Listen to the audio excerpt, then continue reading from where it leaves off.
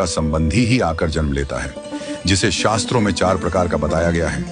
1. अऋणानुबंध पुत्र। पूर्व जन्म का कोई ऐसा जीव जिससे आपने ऋण लिया हो या उसका किसी भी प्रकार से धन नष्ट किया हो, वह आपके घर में संतान बनकर जन्म लेगा। वह अपना धन बीमारी में या व्यर्थ के कार्यों में तब तक नष्ट करेगा जब तक उसका पूरा हिसाब न हो जाए। 2. शत्रुपुत्र। पूर्व जन्म का कोई दुश्मन आपसे बदला लेने के लिए आपके घर में संतान बनकर आएगा। बड़ा होने पर वह माता पिता से मारपीट, झगड़ा करेगा या उन्हें सारी जिंदगी किसी न किसी प्रकार से सताता ही रहेगा। वह हमेशा कड़वा बोलकर उनकी बेइज्जती करेगा और उन्हें दुखी रखकर ही खुश होगा। 3.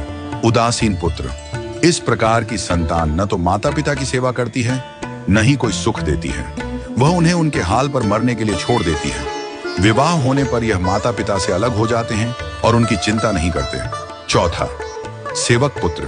पूर्व जन्म में यदि आपने किसी की खूब सेवा की है तो वह अपनी की हुई सेवा का ऋण उतारने के लिए आपकी सेवा करने के लिए पुत्र बनकर आता है। जो बोया है वही तो काटोगे।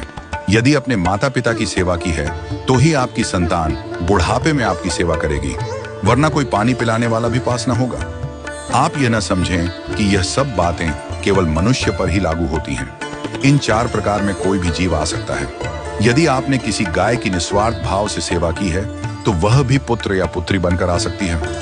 यदि आपने गाय को स्वार्थवश पालकर उसके दूध देना बंद करने के पश्चात उसे घर से निकाल दिया हो तो वह ऋणानुबंध पुत्र या पुत्री बनकर जन्म लेगी। यदि आपने किसी निर्दोष जीव को सताया है तो वह आपके जीवन में शत्रु बनकर आएगा। इसलिए जीवन में कभी किसी का बुरा न करें, क्योंकि प्रकृति का नियम है कि आप जो भी करोगे उसे वह आपको इस जन्म में या अगले जन्म में 100 गुना वापस करके देगी। यदि आपने किसी को 1 रुपया दिया है तो समझो आपके खाते में 100 रुपया जमा हो गए हैं। यदि आपने किसी का 1 रुपया छीना है तो समझो आपकी जमा राशि से 100 रुपये निकल गए। जरा सोचिए, आप कौन सा धन साथ लेकर आए थे और कितना साथ लेकर जाओगे।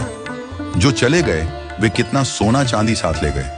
मरने पर जो सोना चांदी धन दौलत बैंक में पड़ा रह गया, समझो वह व्यर्थ ही कमाया। औलाद अगर अच्छी और लायक है तो उसके लिए कुछ भी छोड़कर जाने की जरूरत नहीं है, वह खुद ही कमा लेगी। और औलाद अगर बिगड़ी या नालायक है तो उसके लिए जितना भी धन छोड़कर जाओ वह चंद दिनों में सब बर्बाद करके ही चैन लेगी। मैं, मेरा, तेरा और सारा धन यहीं का यहीं धरा रह जाएगा, कुछ भी साथ नहीं जाएगा। साथ यदि कुछ जाएगा भी तो सिर्फ अच्छे बुरे कर्म ही साथ जाएंगे। इसलिए जितना हो सके नेकी करो, सत्कर्म करो।